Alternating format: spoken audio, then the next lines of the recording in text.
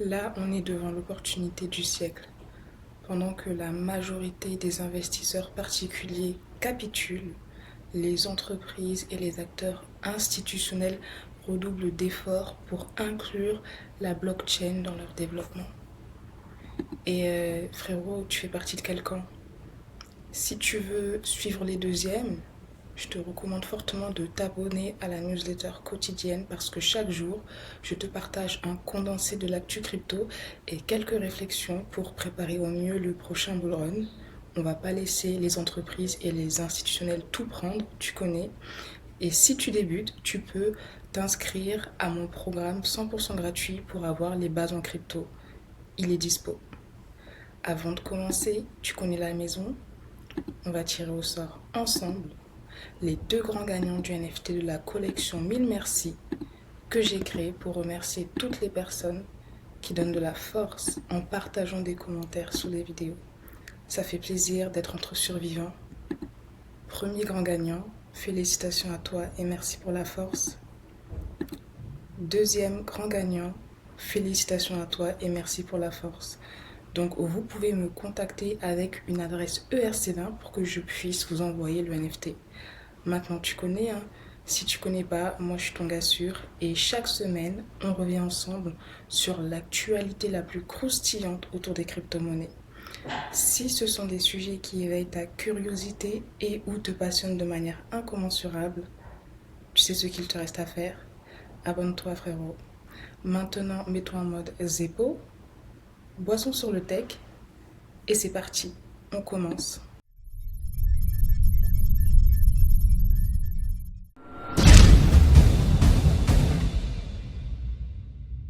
Mastercard et Visa sont en train de réaliser 2 braquages en simultané. Je te raconte tout.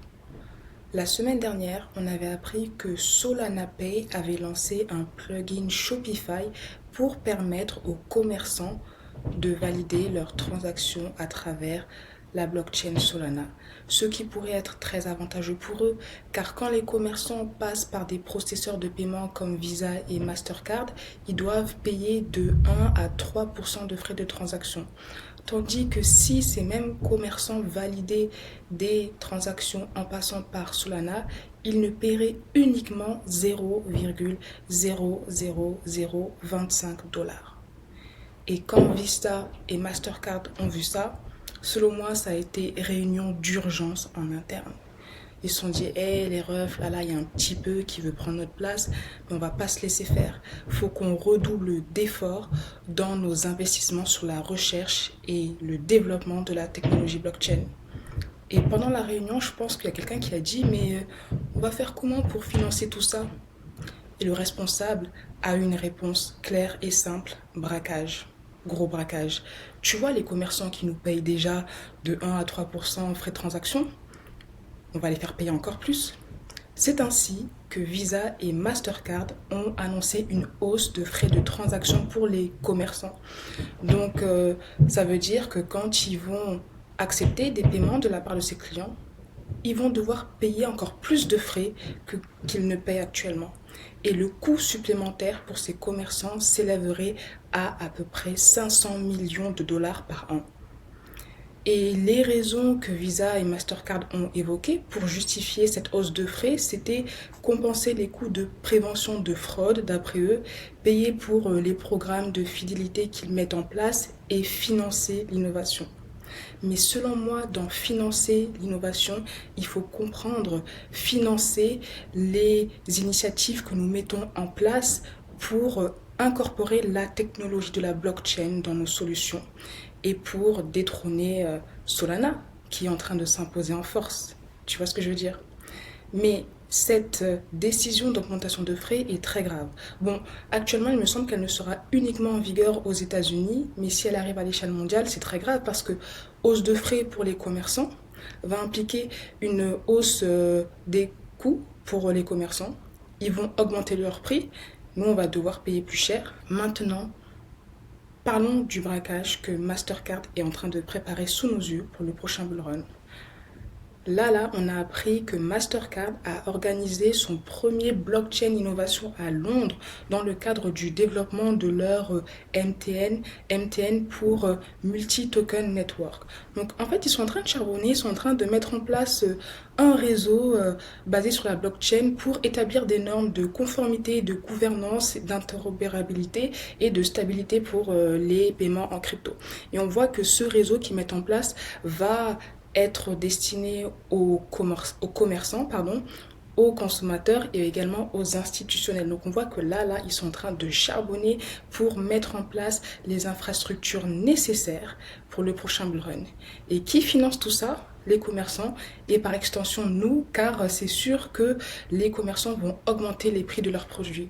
Je t'ai dit, quand tous les petits investisseurs partent, ce qu'ils ne se rendent pas compte, c'est qu'indirectement, ils sont en train de donner de l'argent aux géants comme Visa et Mastercard pour que ceux-ci se positionnent encore mieux pour le prochain bull run. C'est pour ça que nous, quoi qu'il arrive, on va rester parce qu'on ne va pas les laisser manger le gâteau tout seul. On passe à la suite. Swift, c'est un géant de la finance traditionnelle qui est également en train de se positionner pour le prochain bull run. Il y a quelques mois, ils avaient annoncé un partenariat avec Chainlink pour mettre en place un système de tokenisation des actifs réels auprès des acteurs institutionnels. Et là, ils ont partagé le résultat de leur expérience qui s'est déroulée avec succès. Leur expérience visait à permettre aux institutions financières d'utiliser leur système de back-end existant pour interagir avec des actifs tokenisés et effectuer des transactions sur les blockchains privées et publiques. Et pour le faire, ils avaient utilisé CCIP. CCIP, je t'en avais parlé en détail dans une vidéo sur la tokenisation. CCIP, c'est vraiment un élément majeur de l'expérience de Swift parce qu'elle permet justement de faire la connexion entre les réseaux existants que les financiers traditionnels utilisent et la blockchain qu'ils veulent utiliser. Et avant de continuer, quelques chiffres. C'est bien quand même de se remettre les pieds sur terre. Ces chiffres nous viennent d'un sondage réalisé par BNY Mellon en 2022, il me semble. On apprend que 97% des acteurs institutionnels pensent que la tokenisation des actifs réels va révolutionner le monde de la gestion d'actifs. Je te laisse processer cette information. Je te la partage, je te laisse l'apprécier à ta manière. Mais après, cette implémentation n'est pas sans risque, n'est pas sans défi.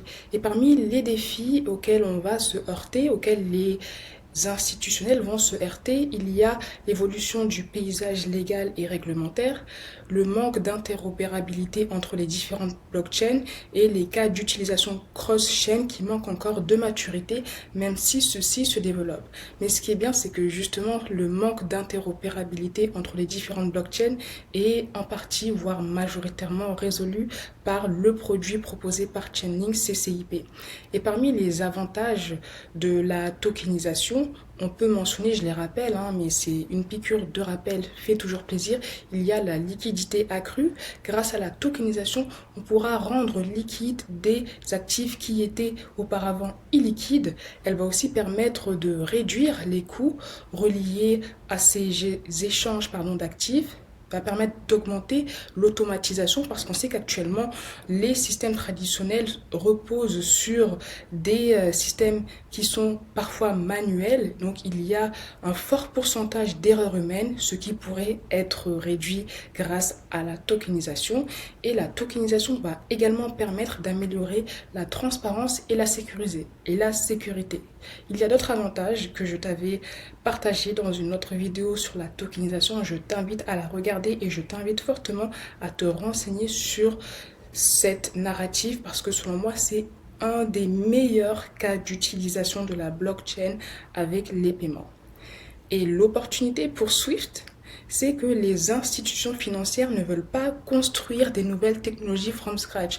Elles souhaiteraient utiliser les technologies qu'elles utilisent maintenant en les adaptant à la blockchain. Et c'est ce que Swift veut leur proposer avec le programme, avec le produit Chainlink CCIP. Donc là, je t'ai partagé un schéma qui est issu de leur rapport on voit comment les banques, elles utilisent leur système traditionnel, mais qu'elles réussissent à le connecter aux différentes blockchains grâce à Swift. Nouvelle très bullish pour la suite, mais il y a quand même des sujets à adresser. On a vu les défis, mais je voulais aussi te partager cette liste. Ça sont les sujets non techniques à adresser et Swift les a classés par ordre d'urgence, par ordre de priorité, pardon. Et pourquoi c'est important d'avoir cette liste en tête? Parce que là, on est dans la blockchain, on est dans la crypto, on cherche les projets au potentiel x100. Si on a des projets qui peuvent répondre à ces problématiques d'une très très bonne manière, ils peuvent avoir un potentiel intéressant.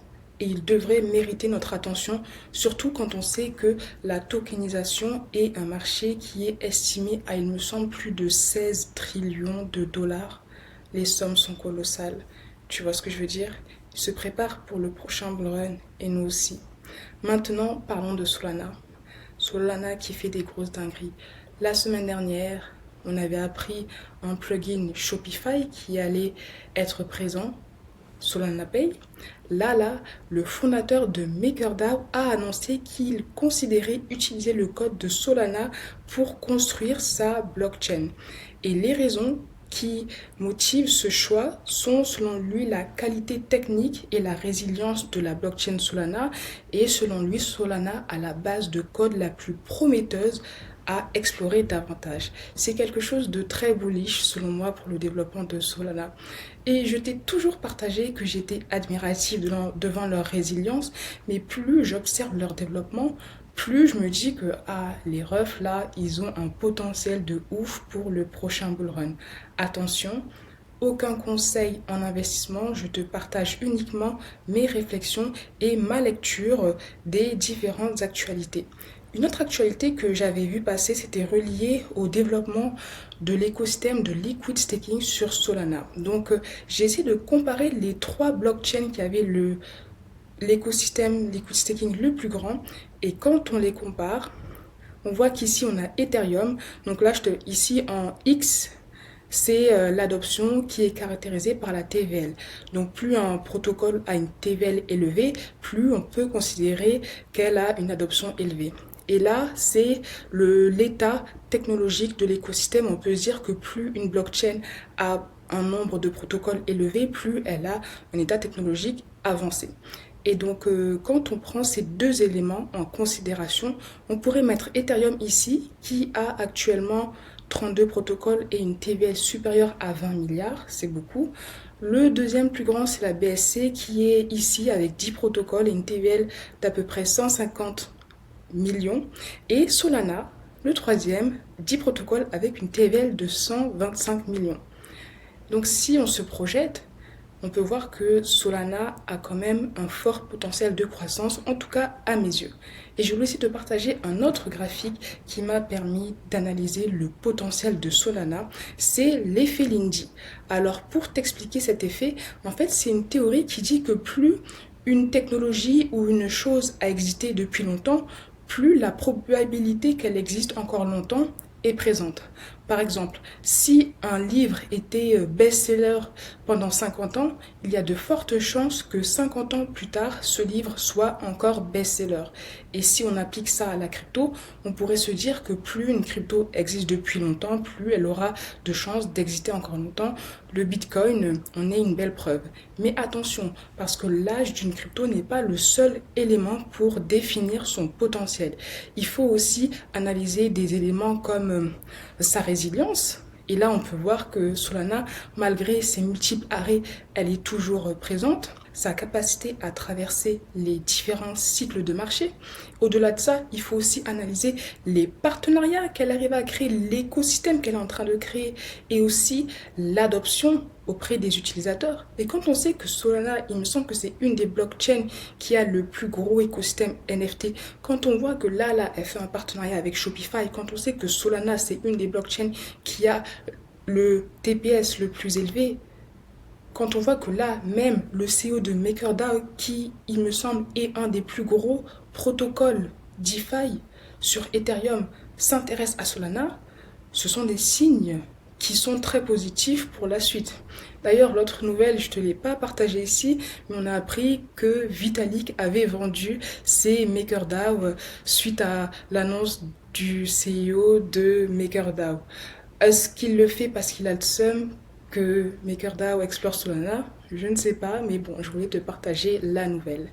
Maintenant, on va parler des aventures de la SEC parce que là, frérot, la SEC fait trop la princesse. Faut que tu lui parles, j'en peux plus. Premièrement, on a appris qu'elle a infligé une amende de 6 millions de dollars à une entreprise qui avait, selon elle, effectué une vente de NFT sous forme de securities non enregistrées. Donc maintenant, selon la SEC, les NFT devraient également être enregistrés comme produits financiers. C'est quelque chose à suivre parce que si elle qualifie les NFT comme produits financiers, ça va peut-être heurter leur développement. En tout cas, il y a des mouvements qui vont se produire, donc c'est quand même quelque chose sur lequel il faut garder un œil.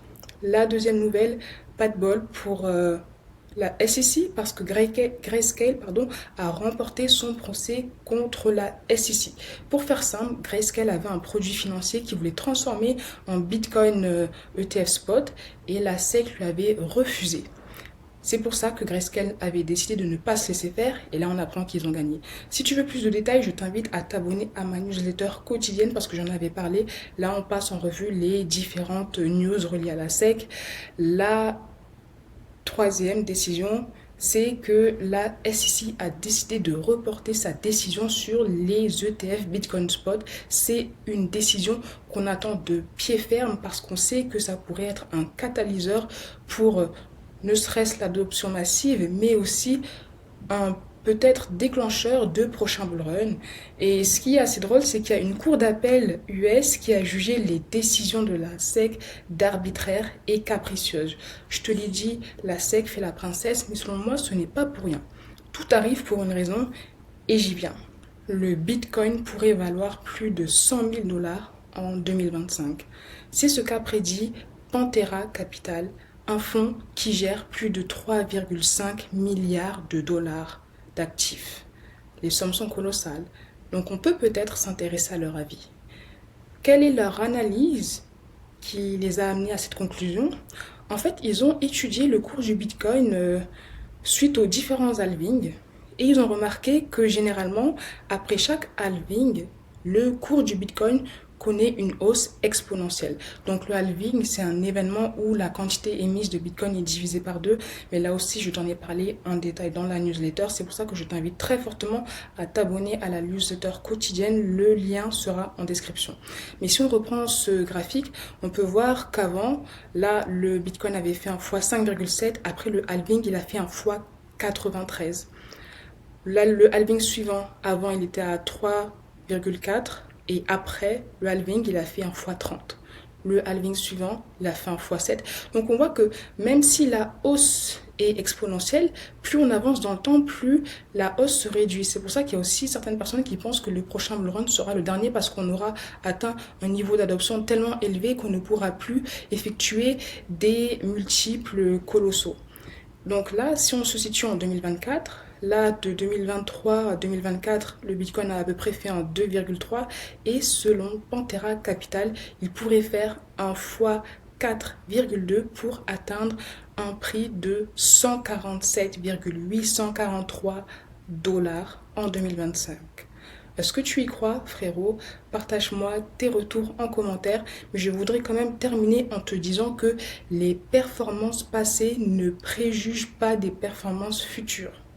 On émet des analyses, mais l'avenir nous dira si nous avons raison ou tort.